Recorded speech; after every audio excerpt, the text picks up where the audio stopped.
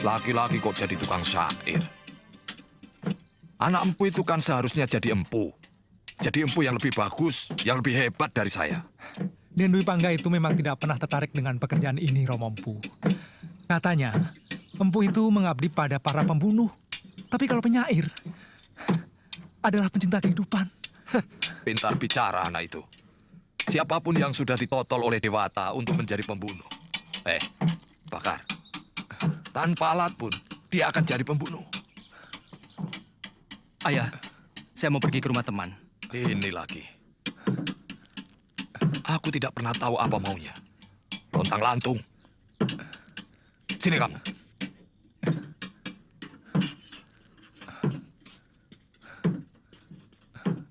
Di sini tempatmu. Bara api dan besi akan menempa dirimu menjadi manusia tangguh. Paham? Bagus. Menjadi empu itu tidak hina. Bahkan para kesatria menaruh hormat. Ini adalah pekerjaan orang-orang mulia.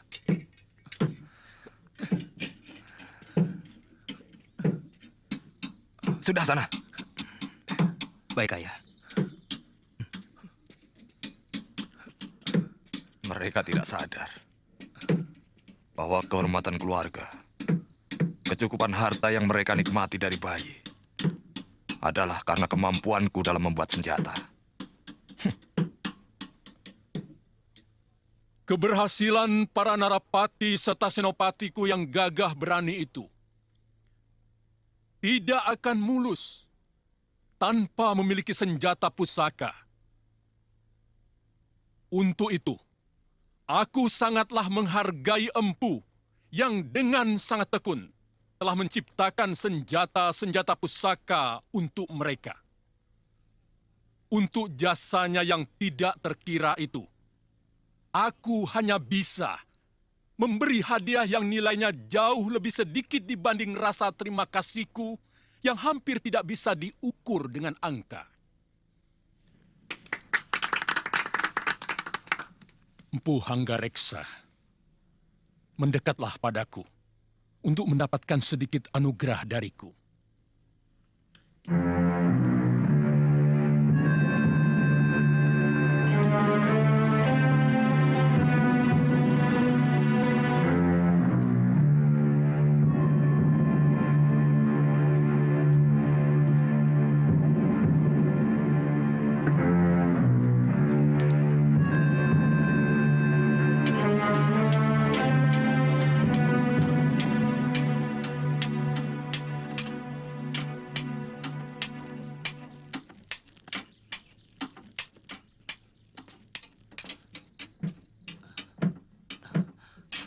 Sudah agak lama aku hanya membuat alat pertanian. Tapi dengan mutu baja yang lebih baik dari yang biasa dibuat. Mengapa? Padahal kata Ayah, semua senjata pusaka buatan Paman pasti hebat. Membuat alat pertanian adalah pengabdian pada rakyat. Sedangkan membuat senjata adalah pengabdian kepada hawa nafsu. Yang akhirnya akan menyengsarakan rakyat. Tetapi yang saya tahu, pada saat ini masih banyak para pendekar yang menjadi begundal-begundal para hartawan yang jelas-jelas memeras rakyat, Guru. Bagaimana itu? Itu namanya bukan pendekar. Karena seorang pendekar itu pembela kaum lemah. Dan sangat setia pada keadilan, kepada negara. Setiap orang bisa saja memiliki ilmu kanuragan dan kedikdayaan. Tapi tidak setiap pemilik ilmu itu adalah pendekar.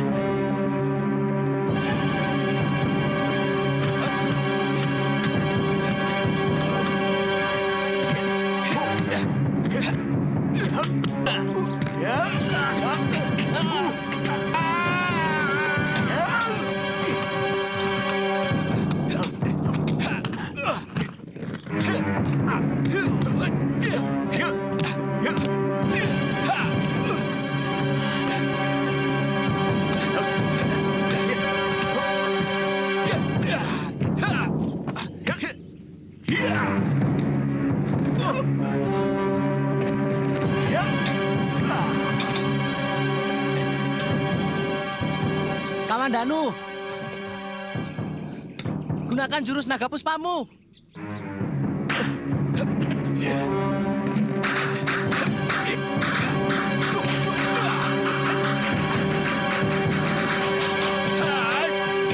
Kamandanu, jadikan angin dan hawa untuk menahan tubuhmu.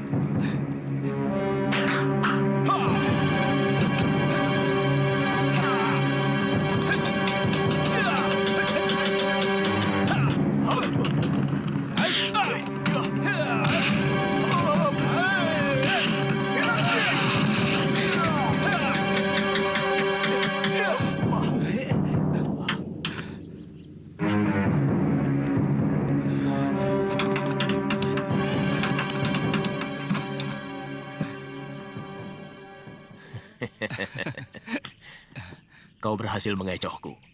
Serangan tanganmu tadi begitu cepat sehingga menutupi pandangan mata aku. Itu adalah kunci keberhasilanmu.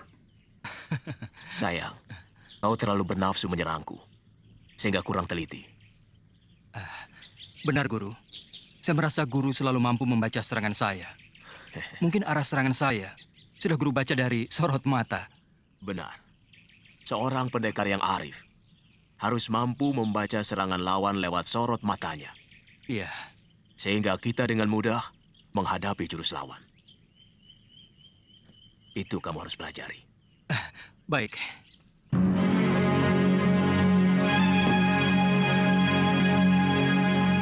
Alangkah besar anugerah Baginda terhadap kita.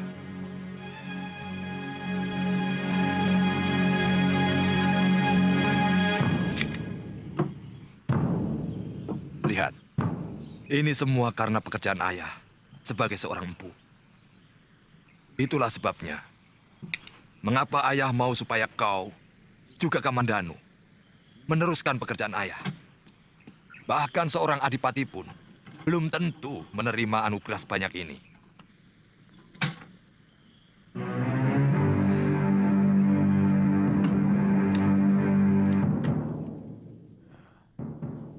Bawa semua emas Kertanegara ini, Anggareksa. Sekeping pun aku tidak ingin memilikinya.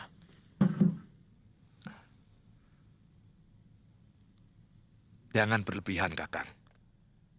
Aku tidak mau mengangkangi semuanya. Karena di sini ada hak Kakang. Banyak senjata pusaka ciptaan Kakang yang dikirim ke Singasari melalui tanganku. Semua aku kerjakan untukmu. Bukan untuk Kertanegara, karena kamu adalah adik seperguruanku. Dan ku minta agar kamu tidak berusaha untuk merubah sikapku yang tidak suka kepada kebijaksanaan Sang Prabu. Baik, kita sudah sangat berselisih jalan. Ya, bahkan kita sudah berselisih paham. Kau sudah mulai sila oleh Gemilang Emas. Kakang, selama uang ini bukan hasil rampasan, aku tidak pernah merasa malu menyimpan hartaku yang kudapat dari keahlian dan tenagaku sendiri. Selamat tinggal, Kakang.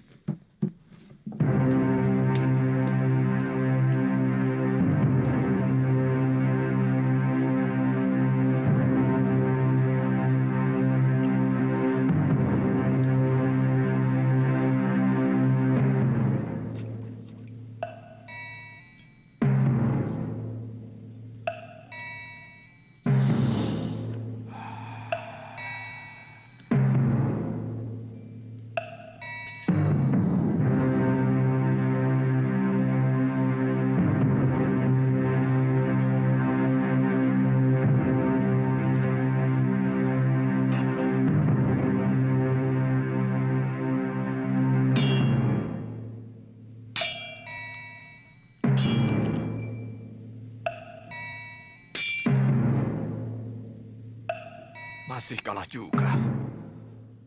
Benar-benar ilmu Kakang Ranubaya masih lebih tinggi.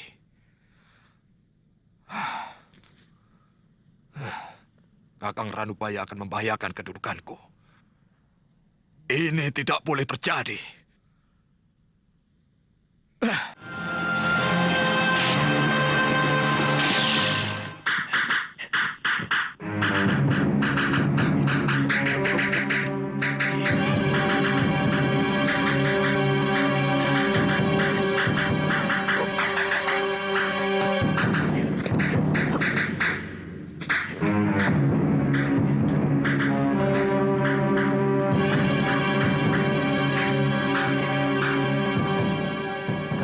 Perhatikan baik-baik.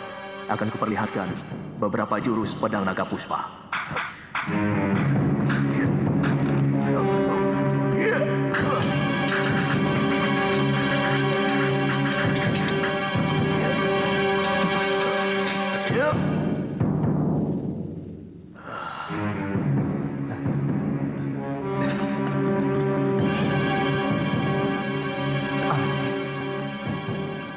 Guru, kok kayunya masih utuh, Guru?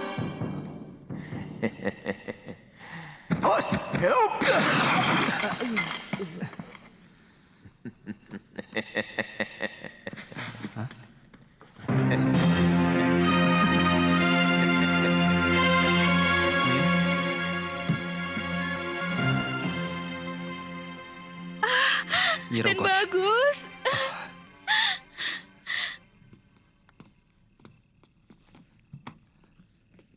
bagaimana kabar Ayahanda, Nyi? Sehat. Tapi akhir-akhir ini Gusti Sepuh sering mengurung diri di kamar pengisian. Nyai tidak tahu kenapa Gusti Sepuh sering murung. Mungkin memikirkan kamu.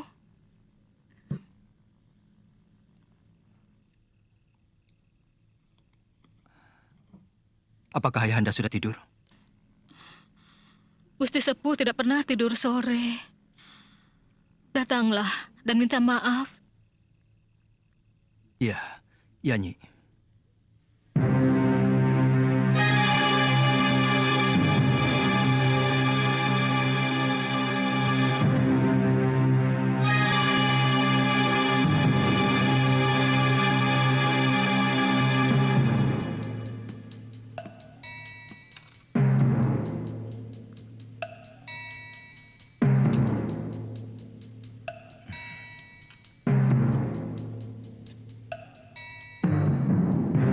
Tuli Paduka Gusti Prabu, sebagai abdi yang ditugaskan membuat senjata pusaka dan semua perlengkapan tentara Singasari, serta mengelola ruang penyimpanan dan pemeliharaan senjata istana Singasari.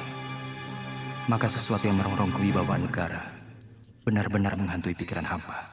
Di kampung tempat tinggal hamba Kurawan, ada seorang empu senjata yang juga baik mutunya. Dia bernama Empu Ranubaya. Berkali-kali hamba mengajak dia untuk ikut mengerjakan pesanan Paduka Gusti, tapi dia selalu menolak. Bahkan berani menghina Gusti Prabu sendiri. Hamba bersedia membantu utusan Paduka untuk menindak Empu Ranubaya yang cenderung untuk berkhianat.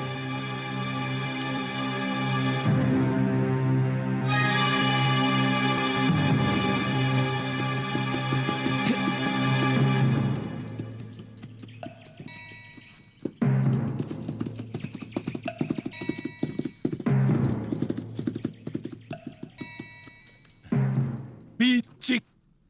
Masalah keris Empu Gandring sudah lama selesai. Wadal sudah cukup.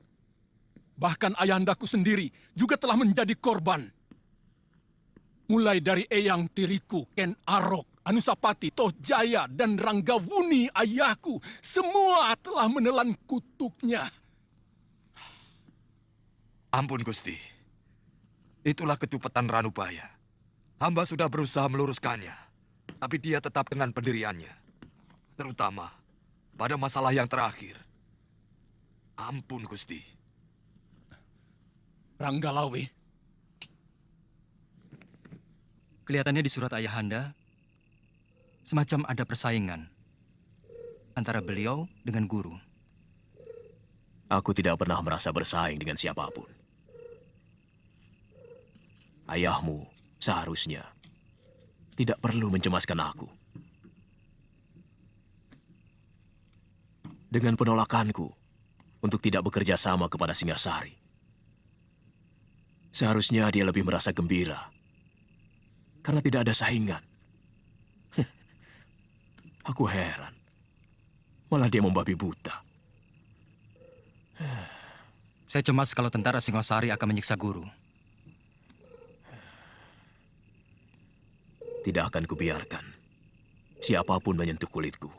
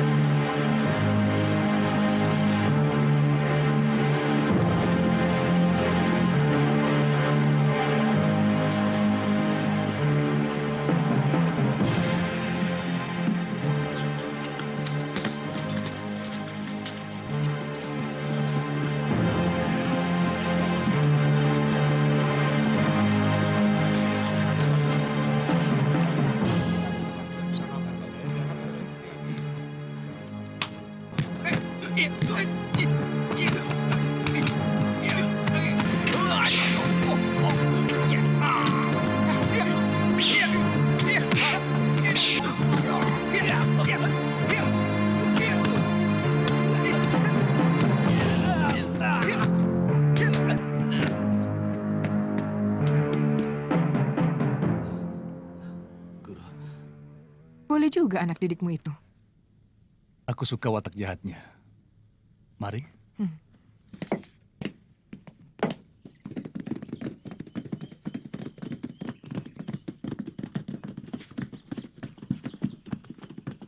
Kelihatannya sudah mulai sore. Apa tidak sebaiknya kita menginap di Apajek ini, Tuan Hanggarksa? Benar. Kita bisa kemalaman di hutan Gandasari. Saya pikir lebih baik kita menginap di sini. Tapi semuanya terserah pada Tuan Ranggalawe. Cari penginapan yang terbaik.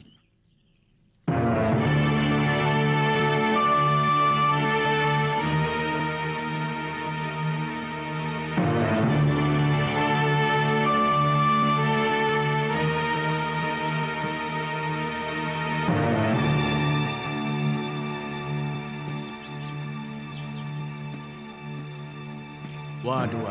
Selamat datang, tuan-tuan. Apakah tuan ingin menginap? Carikan kamar yang terbaik untuk Tuan Ranggalawe dan Empu Hanggarksa. Baik, tuan.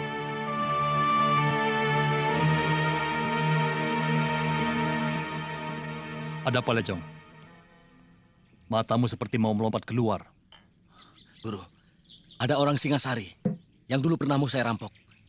Sekarang, saya mau merampoknya lagi. Sampai berhasil. Tidak boleh tidak, Guru. Orang Singasari. Silakan tuan-tuan istirahat di sana. Tempatnya sudah tersedia.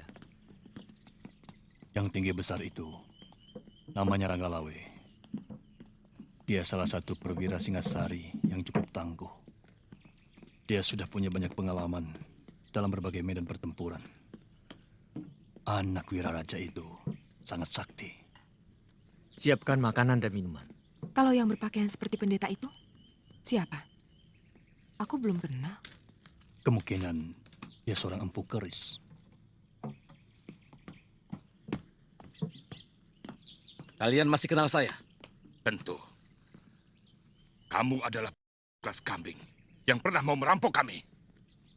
Dan sekarang, saya mau minta semua harta yang kalian bawa. Jangan main-main. Kumpulkan seluruh uang kawan-kawanmu. Katakan pada mereka, aku sangat butuh.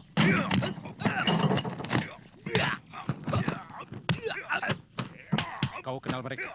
Ya, dulu pernah mau saya buntungi kedua tangan mereka. Saya harus menghukum kedua orang itu.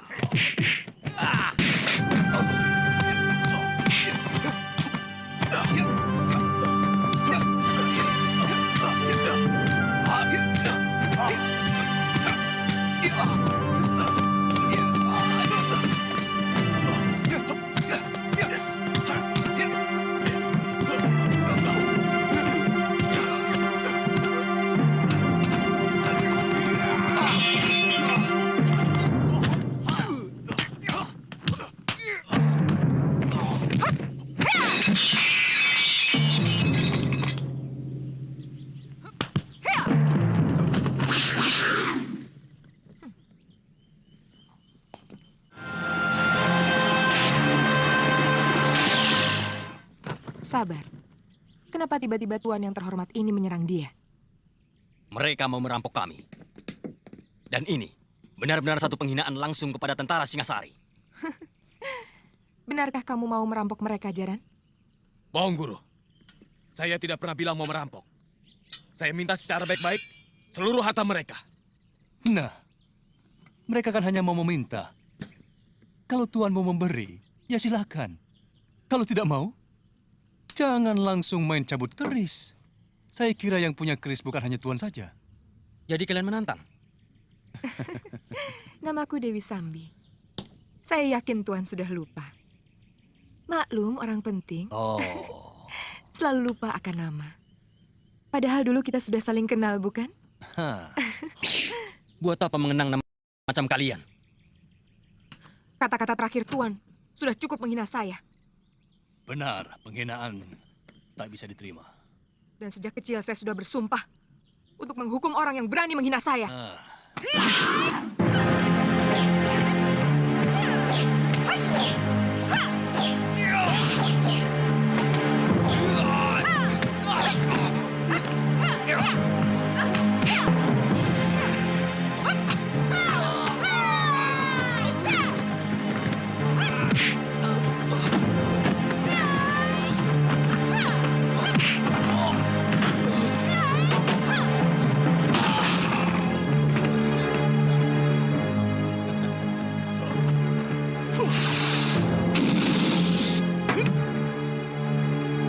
Sambi, biar aku yang mengurus orang-orang Singasari ini. Kau cepat susul orang yang tadi.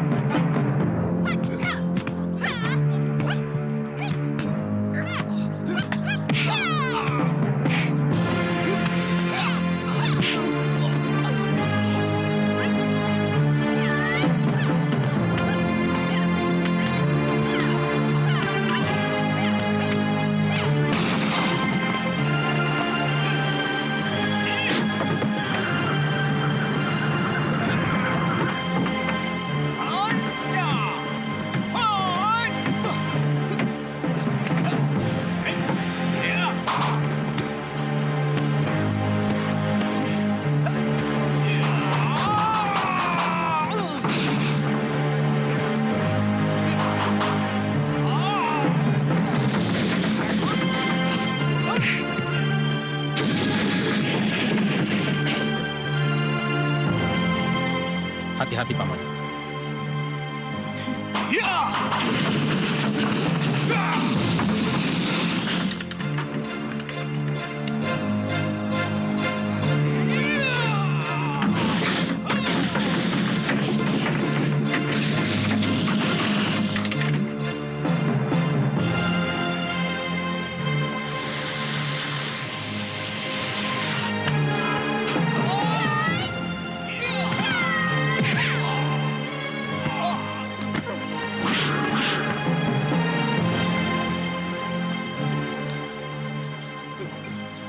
Selamatkan nyawanya, Paman. Biar aku yang menghadapi mereka.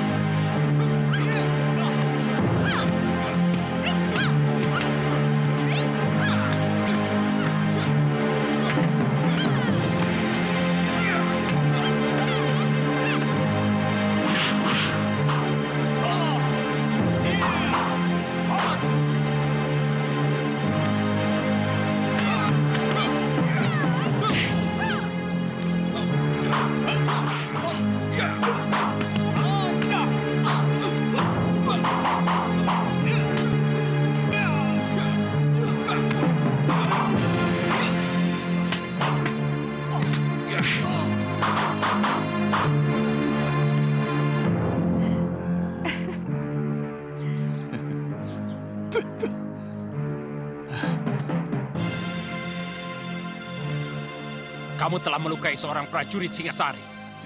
Artinya, kamu sudah berani melawan negara. Gampang sekali mencap orang melawan negara. Sebagai pimpinan, seharusnya Tuan bisa lebih bijaksana. Apakah Tuan tidak melihat sendiri anak buah Tuan itu berbuat sewenang-wenang? Menghina dan mencerca orang seenak perutnya. Jangan memutar balik kenyataan, Nyisanak. Aku melihat kalian memang sengaja memancing keributan.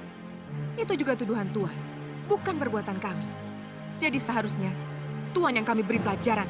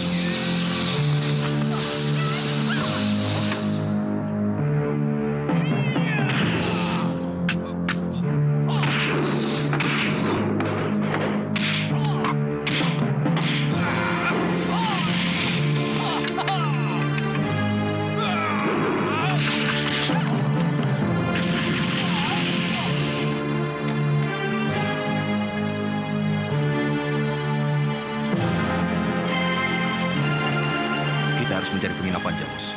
Daripada nanti kita kemalaman. Di sini ada, Gusti Pati.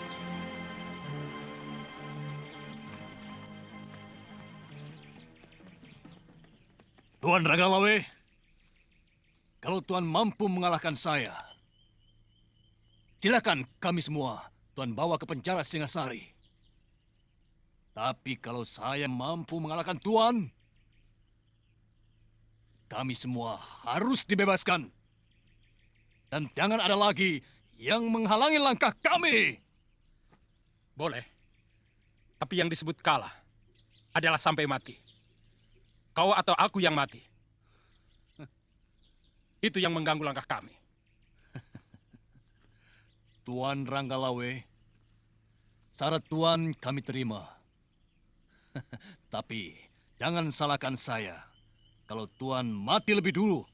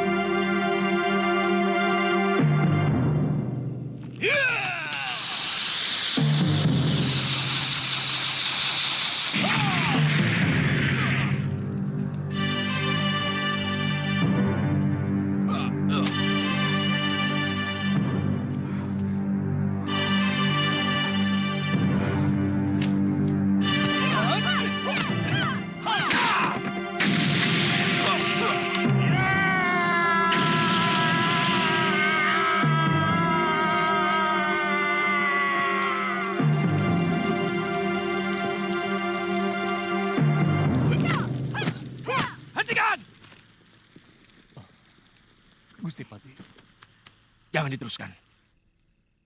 Tuan Patih Kebamundarang, apa urusan Tuan dengan kami?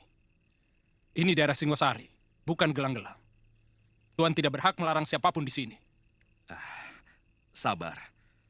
Memang ini bukan daerah kekuasaan saya. Saya juga sebenarnya tidak enak ikut campur, walaupun hanya untuk mendamaikan. Tuan Ranggalawe, mereka ini adalah orang-orang saya. Sebagai Patih Gelang-Gelang, saya minta maaf atas kesalahan mereka. Saya tidak suka diolok-olok.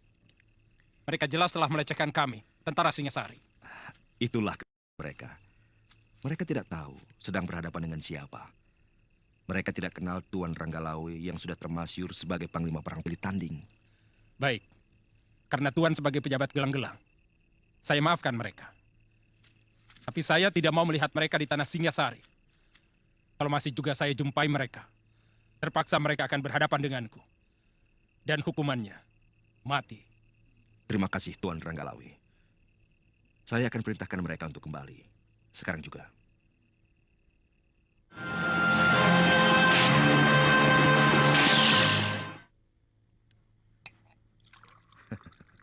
Aku tahu, kalian pasti kecewa. Biasanya seorang pendekar akan selalu penasaran bila menghadapi pendekar lain yang mumpuni. Tapi kali ini, aku minta kalian benar-benar menyadari ada kepentingan yang lebih besar dari sekedar mengalahkan Ranggalawe.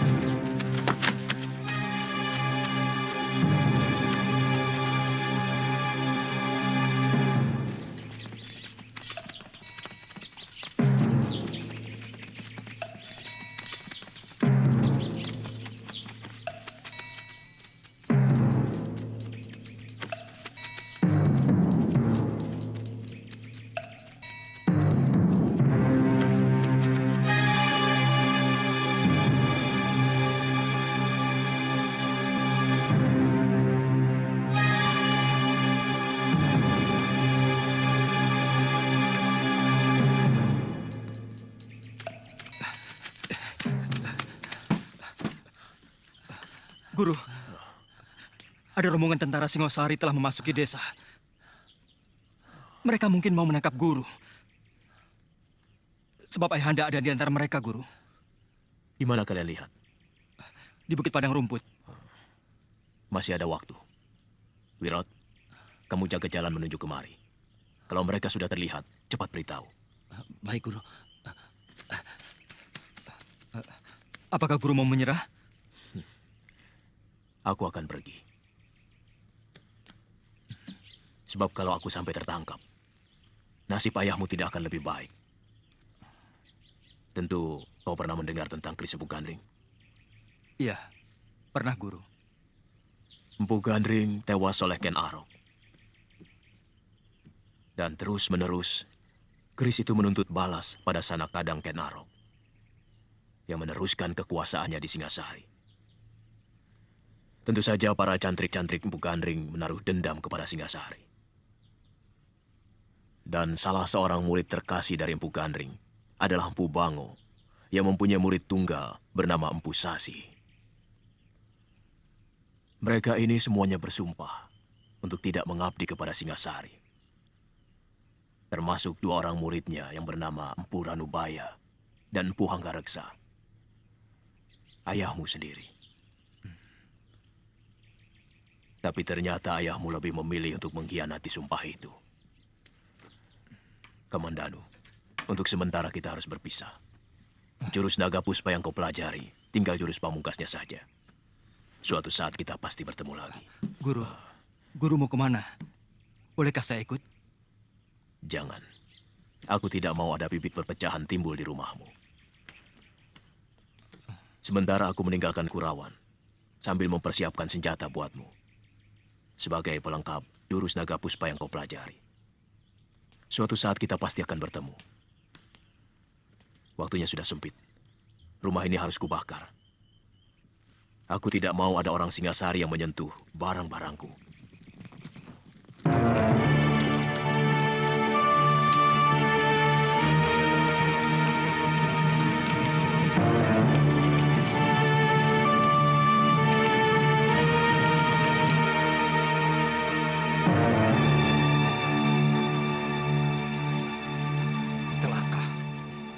Ada apa, Tuan? Rumah Ranubaya terbakar. Pasti ada yang tidak beres.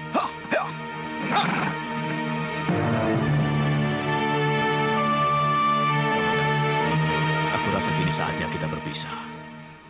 Aku berjanji suatu saat aku akan mencarimu untuk menyerahkan keris yang aku ciptakan untuk melengkapi jurus naga puspa. Aku minta kamu harus mengamalkan ilmu itu untuk membela kaum yang lemah. Baik, Guru.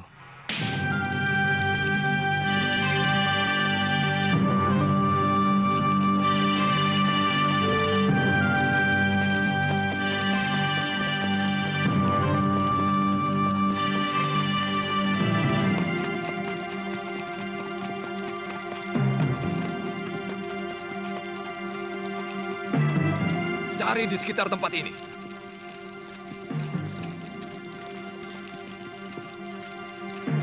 Pasti ada yang memberitahu. Apakah Tuan pernah menceritakannya pada seseorang? Bahkan pada anakku sendiri pun tidak.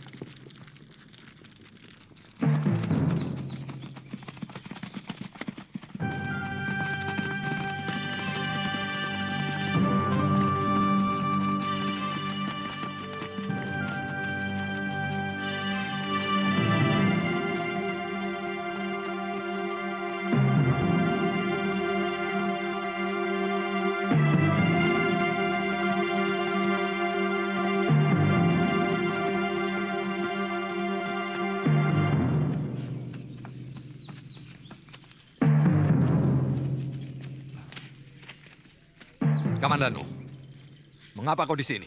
Mengucapkan selamat jalan pada Paman Ranubaya, Ayah. Rupanya selama ini kau minggat kemari. Saya nggak suka beruh di sini, Ayah.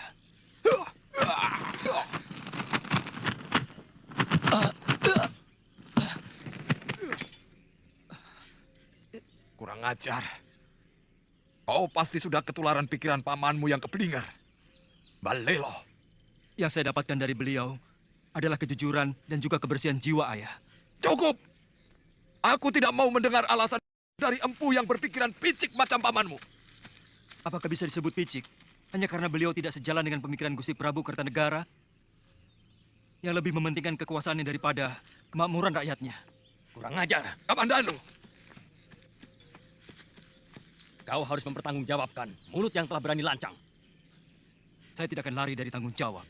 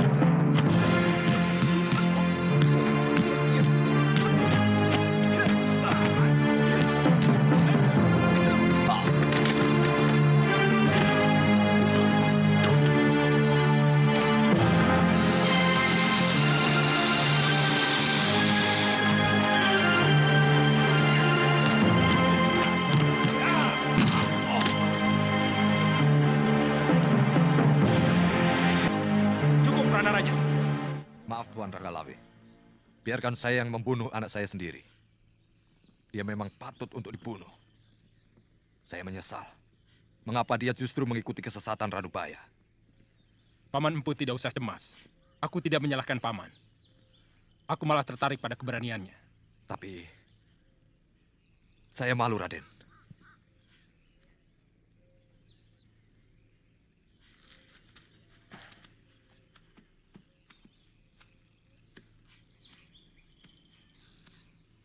Aku kenal jurus-jurusmu. 12 jurus naga puspa, ciptaan Pugandring. Kukira ilmu itu sudah lama sirna. Ternyata masih ada yang mewarisi. Kau siap, Kamandanu?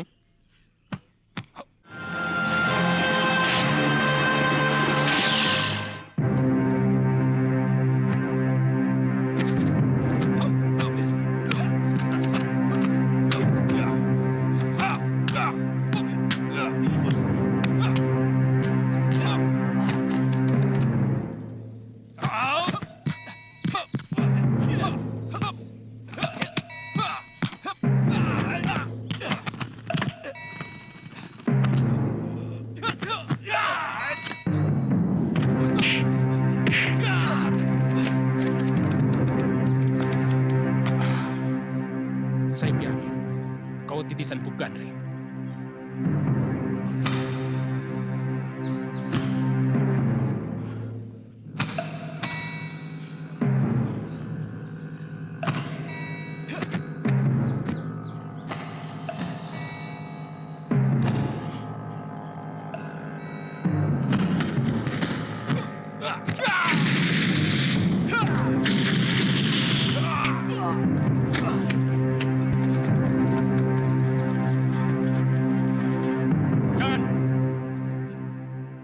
Aku sangat menghargai kejantanan dan keberaniannya.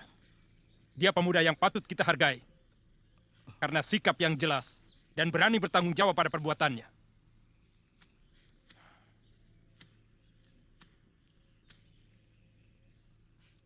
Makan obat itu untuk menghentikan darah dan mengeringkan luka dalammu. Bunuh saja sekalian anak itu, Tuan Ranggalawe. Saya merasa gagal punya anak seperti ini. Dia berbakat menjadi seorang pahlawan. Karena dia setia pada sikap. Kamandanu, kau kuampuni.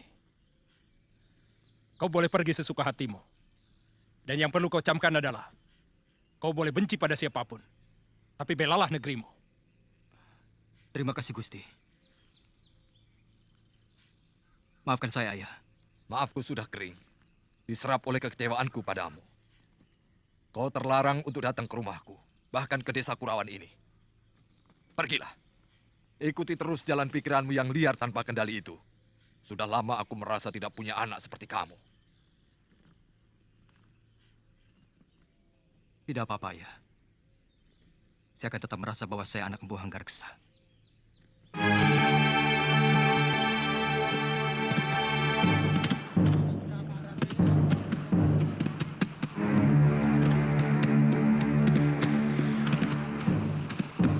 Woi, ada kapal besar datang! Woi, ada kapal besar! Woi, ada kapal besar datang! Woi, ada kapal besar! Ada kapal besar datang! Mereka seperti dari negeri seberang. Lihat, bentuk kapalnya berbeda. Lihat ujungnya seperti naga. Mungkin dari negeri naga. Cepat, panggil Gusti Adipati. Sudah, Kemi dan Nunu sudah ke sana.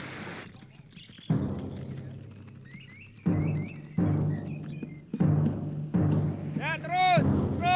Dorong, rapat! Terus! Dorong terus! Ayo, rapat terus!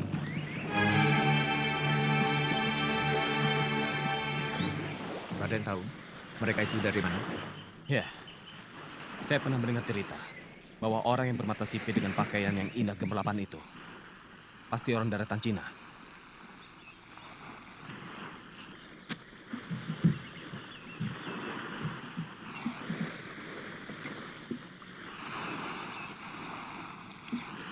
Kami datang dari kerajaan Mongol. Kami mau ke kota raja. Bisakah Tuan menunjukkannya? Bisa. Tapi tuan-tuan ini mau ke kerajaan mana? Karena di sini banyak sekali kerajaan-kerajaan kecil dan kerajaan besar. Saya mau ke kerajaan Jawa. Nama rajanya Prabu Kertanegara. Prabu Kertanegara. Kelihatannya mereka sangat ramah dan bersahabat. Sementara ini mereka berada di Wisma Tamu, diantar oleh Gangadhara. Kalau begitu, besok akan kulaporkan pada Gusti Prabu. Mudah-mudahan tidak membuat masalah. Soalnya, akhir-akhir ini Gusti Prabu seperti sedang resah. Aku yakin akan terjadi hal yang mengagetkan. Kalian tahu, sejak dulu Maharaja Genghis Khan, penguasa negeri Tartar itu, ingin sekali menguasai kerajaan di bumi Jawa ini. Tapi belum terlaksana. Jangan-jangan utusan itu akan menantang Singasari.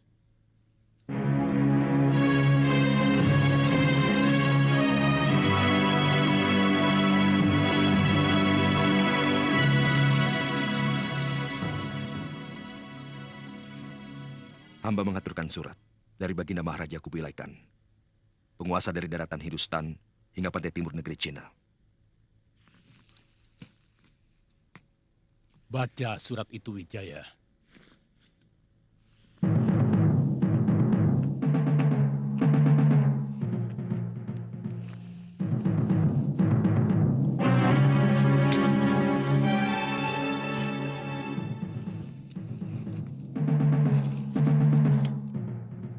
Salam sejahtera buat Tuan Prabu Negeri Jawa.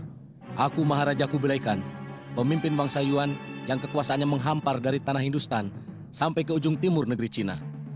Akan menjamin keselamatan negeri Tuan kalau Tuan mengakui kekuasaan kemaharajaanku yang perkasa. Pasukan kuat kami mampu bergerak seperti badai gurun pasir, menghancurkan siapa saja yang berani menentang kekuasaanku.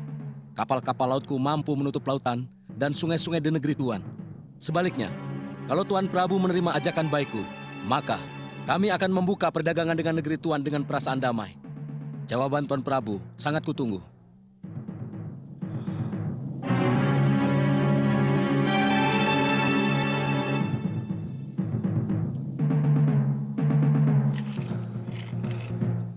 Sebagai utusan, hamba menunggu jawaban dari Sang Prabu. Mendekatlah kau kemari.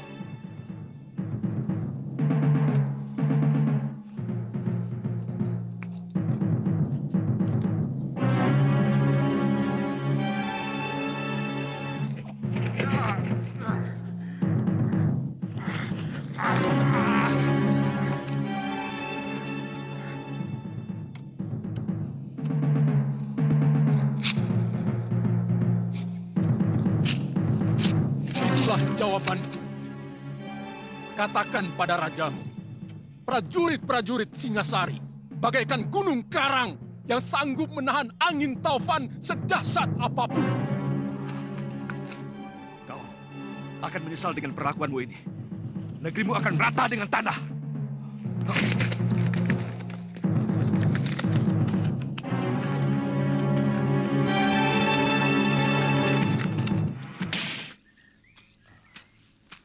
Sedang apa, Mbok? Jemur gaplek. Kok seperti bukan orang sini? Betul, saya ini orang kabur Kanginan. Boleh saya minta airnya untuk membasahi tenggorokan saya? Oh, ya tentu. Nah, itu gentong berisi air. Buat siapa saja yang haus. Silakan. Iya.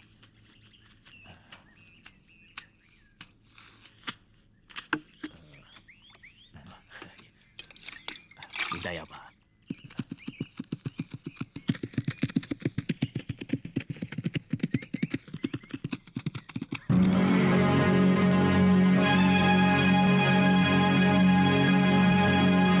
Awas, ya.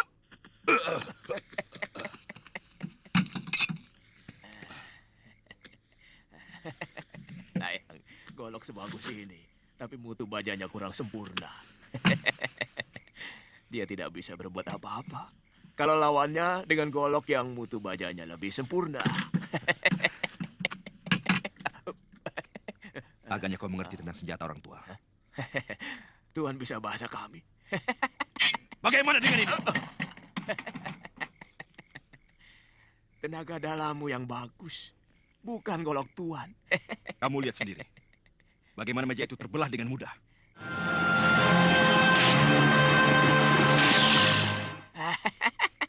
Meja itu terbuat dari kayu.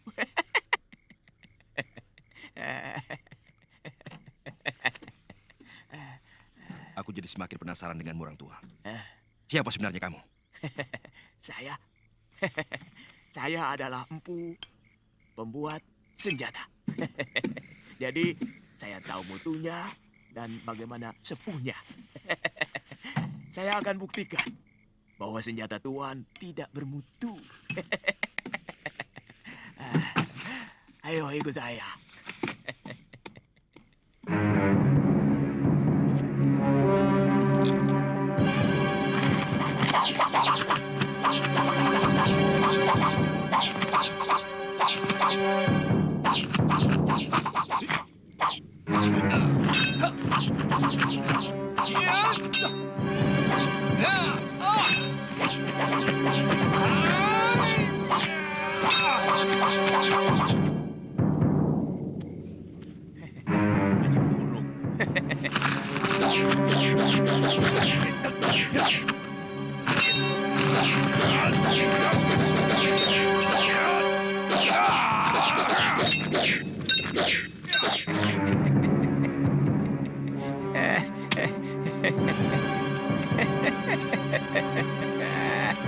Kurang ajar.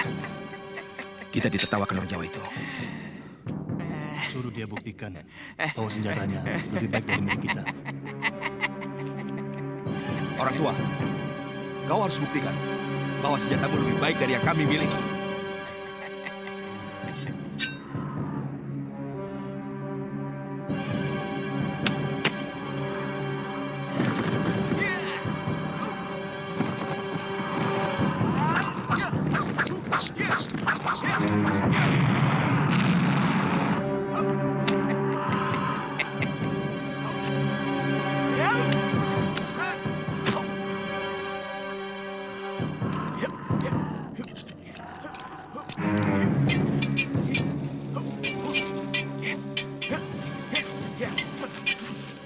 Cukup!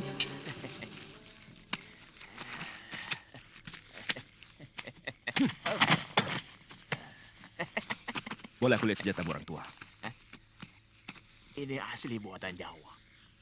Dengan bahan besi yang ada di perut-perut gunung. Di tanah Jawa ini.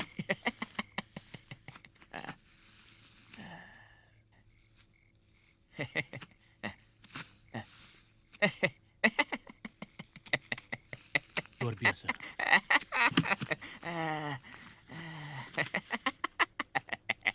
Senjata Tuan memang hebat. Kami mengakui kelebihan Tuan dalam ilmu membuat senjata.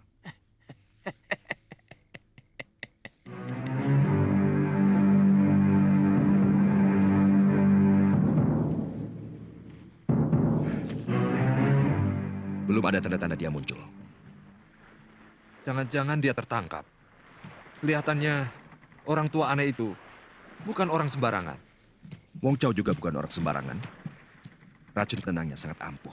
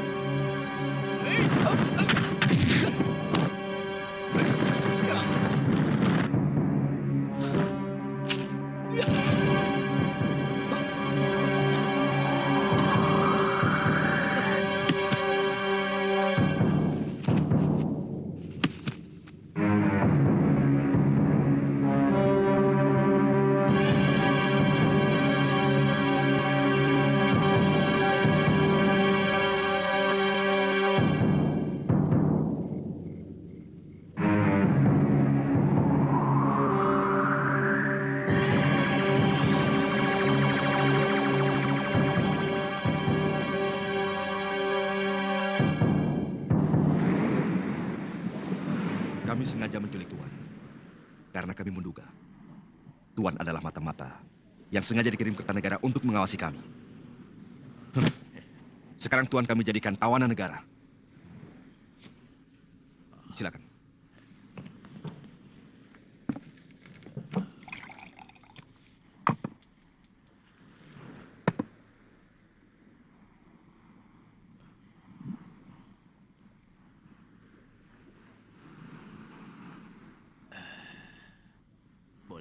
Tidak.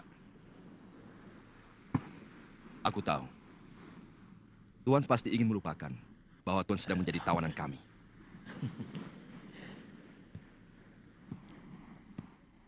Kalau dia mau tambah anggur lagi, suruh dia lawan saya, Tuan. Kau bisa mendapatkan anggur itu kalau kau berhasil merebutnya dari tangan Tuan Chen Pi.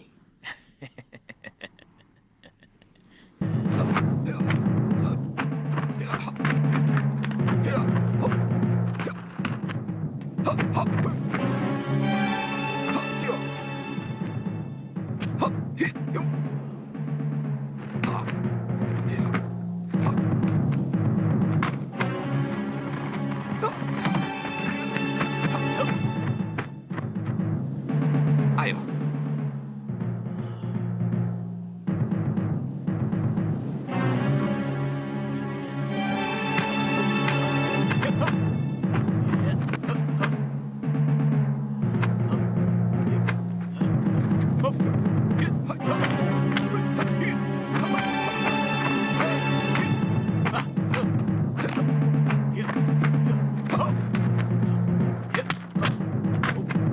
Biasa.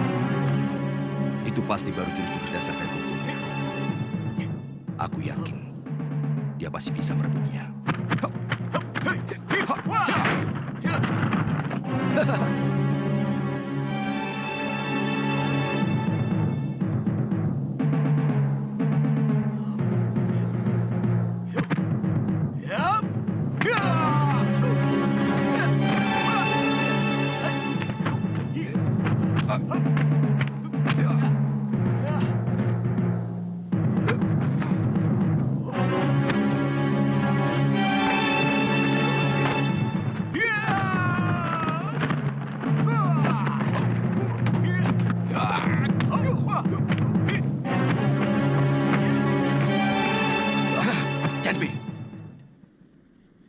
Orang tua ini telah mendapatkan haknya sesuai janjimu. Kau harus jujur.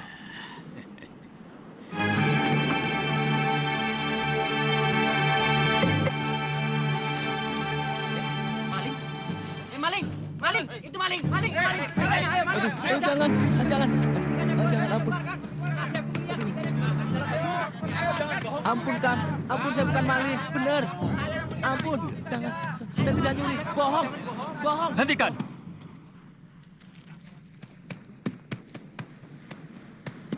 Saya akan bayar semuanya, apa yang telah diambil.